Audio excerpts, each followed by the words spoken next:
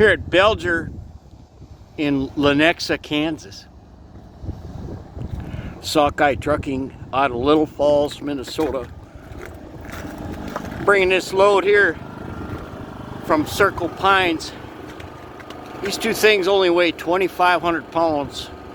It was kind of windy and we had some blizzards on the way down. Plastic didn't make it, never does. If you're going 40 miles an hour, is a 40 mile an hour wind. That's an 80 mile an hour wind on them things. Anyway, I was 4 hours late, so they made me wait an extra day. There's Belger's crane. Maybe I'll go inside, I don't know, to unload. They'll be here at 8. Anyway, everything made it okay, and I didn't crash or go into the ditch. The wind was blowing me sideways on snow-packed ice. So I think I went 30 miles an hour for the last 200 miles with the four-ways on.